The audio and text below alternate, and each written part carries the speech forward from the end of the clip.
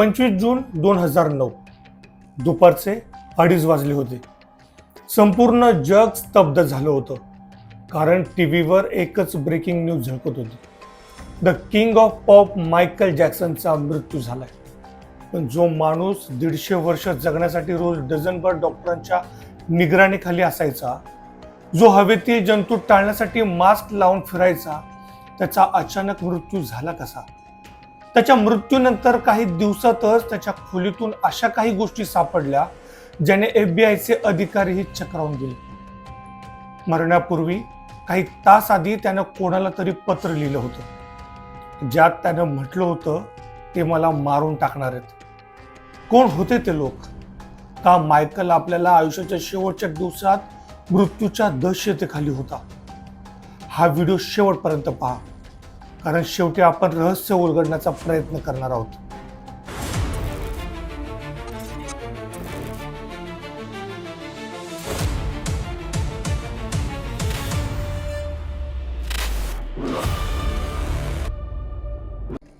नमस्कार मित्रांनो, मी प्रमिल क्षेत्रे. तुम्हालाही रहस्यमय आणि थरारक गोष्टी ऐकायला आवडत असतील तर प्रमिल क्षेत्रे ह्या माझ्या यूट्यूब चॅनलला लाईक, शेअर आणि सबस्क्राईब करा, जेणेकरून मी नवनवीन गोष्टी तुमच्यासाठी घेऊन येईल. लॉस एंजलिस मधील तो अलिशान बंगला. बाहेरून शांत वाटत असलं तरी आत एक मृत्यूचा खेळ सुरू होता. मायकल जॅक्सनला गेल्या अनेक महिन्यांपासून झोप येत नव्हती.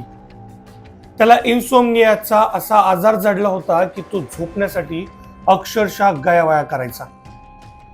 मायकल जॅक्सनच्या त्या मृत्यूच्या कटाचा मुख्य सूत्रधार म्हणून ज्या एका नावावर शिक्कामोर्तब केलं होतं, ते नाव म्हणजे डॉक्टर कॉनराड मरे. पण हा माणूस मायकलच्या आयुष्यात आला कसा? डॉक्टर मरे हा एक हृदयविकार तज्ज्ञ होता. मे 2009 मध्ये, म्हणजे मायकलच्या मृत्यूच्या अवघ्या 2 महिन्यांपूर्वी, मायकलनं त्याला आपला वैयक्तिक डॉक्टर म्हणून बनवलं होतं. का माहितीये? कारण मायकलला त्याच्या आगामी दिस इज इट टूरसाठी स्वतःला फिट ठेवायचं होतं. त्या कामासाठी मरेला दरमहा जवळपास 1 कोटी रुपये पगार दिला जाणार होता. एका डॉक्टरसाठी ही रक्कम म्हणजे खूप मोठी रक्कम होती. पण या रकमेसोबतच आली होती एक भयानक जबाबदारी. मायकलला कोणत्याही परिस्थितीत झोपवणं. मायकलला इतका भीषण निद्रानाश होता की तो म्हणायचा, जर मी झोपलो नाही तर मी स्टेजवर परफॉर्म करू शकणार नाही, आणि जर मी परफॉर्म केलं नाही तर मी बर्बाद होईल. डॉक्टर मरेने मायकलच्या बेडरूमचं रूपांतर एका छोट्या हॉस्पिटलमध्ये केलं होतं. दररोज रात्री मरे मायकलला प्रोपोफोलचा डोस द्यायचा. हे औषध फक्त हॉस्पिटलच्या ऑपरेशन थिएटरमध्ये तज्ज्ञांच्या देखरेखीखाली आणि व्हेंटिलेटर सज्ज असतानाच दिलं जातं. पण डॉक्टर मरे हे औषध मायकलच्या बेडरूममध्ये कोणत्याही जीवरक्षक यंत्रणेविना रोज देत होता. हे वैद्यकीय नियमाचं उल्लंघन नव्हतं, तर तो एक जिवंत मृत्यूचा खेळ होता. 25 जूनच्या त्या सकाळी मरेनं मायकलला प्रोपोफोल दिलं आणि तो थोड्या वेळासाठी बाहेर गेला. तपासात समोर आलं की ज्या काळात मायकलचा श्वास थांबला होता, त्या काळात डॉक्टर मरे फोनवर त्याच्या इतर पेशंटशी आणि मैत्रिणीशी गप्पा मारत होता. जेव्हा तो परत आला आणि त्याला समजलं की मायकलचे पल्स मिळत नाहीये, तेव्हा त्याने जे केलं ते अधिक धक्कादायक होतं. त्याने 911 ला फोन करण्याऐवजी स्वतः CPR देण्याचा प्रयत्न केला. पण धक्कादायक गोष्ट म्हणजे तो CPR बेडवरच देत होता. वैद्यकीय शास्त्रानुसार CPR नेहमी कडक जमिनीवर द्यावा लागतो, पण हृदयविकार तज्ज्ञ अशी चूक करूच कसा शकतो? त्याने मोठ्या टीमला बोलवण्यास तब्बल 82 मिनिटं उशीर केला. या 82 मिनिटात त्याने खोलीतील औषधांच्या बाटल्या लपवण्याचा प्रयत्न केल्याचा आरोपही त्याच्यावर करण्यात आला. 2011 मध्ये या खटल्याचा निकाल लागला. डॉक्टर मरेला अनावधानाने केलेल्या हत्येसाठी दोषी ठरवण्यात आलं आणि 4 वर्षांची जेल झाली. कोर्टात मरे रडला. त्याने स्वतःला निर्दोष सांगितलं. त्याचं म्हणणं होतं की मायकलला त्या औषधाचं व्यसन जडलं होतं आणि त्याने मरेच्या अनुपस्थितीत स्वतःहून जास्तीचा डोस घेतला.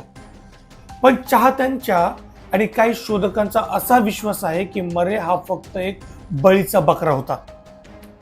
मायकलचा टूर मॅनेजर आणि त्या मोठ्या म्युझिक कंपन्या ज्यांना मायकलच्या मृत्यूमुळे विमा उतरवलेले अब्जावधी रुपये मिळणार होते, त्यांनीच मरेला हे सर्व करायला भाग पाडलं का? मायकलच्या मृत्यूनंतर त्याची बहीण लाटोया जॅक्सन हिने थेट आरोप केला होता की मायकलची हत्या झाली.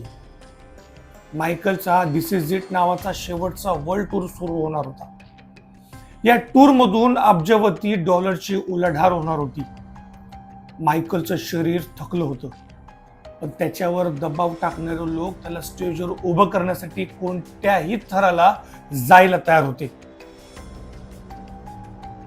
तपासात असं समोर आलं की मायकलनं मरण्यापूर्वी 13 पत्र लिहिली होती. त्यात त्याने स्पष्ट उल्लेख केला होता की त्याला त्याच्या पैशांसाठी आणि संपत्तीसाठी मारलं जाऊ शकतं. हे लोक त्याच्या म्युझिक कॅटलॉगवर ताबा मिळवू इच्छित होते, ज्याची किंमत अब्जावधी डॉलर्स पेक्षाही जास्त होती. काय मायकल जॅक्सन हा एका कॉर्पोरेट युद्धाचा बळी ठरला होता का? जेव्हा मायकलचं पोस्टमॉर्टम झालं तेव्हा जगाला समजलं की स्टेजवर चंद्रासारखा फिरणारा हा माणूस आतून किती पोखरलेला होता. त्याच्या पोटात अन्नाचा एकही कण नव्हता, फक्त औषधांच्या गोळ्यांचा ढिगारा होता. त्याच्या अंगावर सुई टोचल्याच्या अनेक खुणा होत्या. त्याच्या डोक्यावर केस नव्हते, तो विग वापरायचा. त्याच्या नाकाची प्लॅस्टिक सर्जरी इतक्या वेळा झाली होती की त्याचं मूळ नाक पूर्णपणे नष्ट झालं होतं. तो 150 वर्ष जगण्याची स्वप्न पाहत होता, पण त्याचं शरीर 50व्या वर्षीच 80 वर्षांच्या म्हाताऱ्यासारखं झालं होतं. युट्यूबवर अशा हजारो व्हिडिओज आहेत ज्यात दावा केला जातो की मायकल आजही जिवंत आहे. काहींनी त्याला पॅरिसच्या रस्त्यांवर पाहिल्याचं म्हटलं, तर काहींच्या मते तो आफ्रिकेत वेषांतर करून राहतोय. त्याच्या अंत्यविधी वेळी त्याची शवपेटी का उघडली गेली नाही? का त्याच्या कुटुंबियाच्या चेहऱ्यावर दुःख नव्हतं? अनेक चाहत्यांना वाटतं की मायकलला केवळ शांततेत गायचं होतं, म्हणून त्यानं स्वतःच्या मृत्यूचा बनाव केला. त्याने मूनवॉक करून मृत्यूला चकवा दिला का? मायकल जॅक्सनचा मृत्यू हा आजही विज्ञानासाठी एक अपघात, कायद्यासाठी एक हत्या आणि चाहत्यांसाठी एक रहस्य आहे. त्याने जगाला संगीत दिलं, डान्स दिला, पण स्वतःच्या आयुष्यात तो शेवटपर्यंत एकटाच राहिला. तो आजही आपल्या गाण्यांमधून जिवंत आहे, पण त्या रात्री नेमकं काय घडलं हे सत्य कदाचित त्या रिकाम्या औषधांच्या बाटल्यांसोबत गाडलं गेलं. मित्रांनो, तुम्हाला काय वाटतं? मायकल जॅक्सनचा मृत्यू हा घातपात होता की अपघात? कमेंट्समध्ये तुमचं मत नक्की कळवा.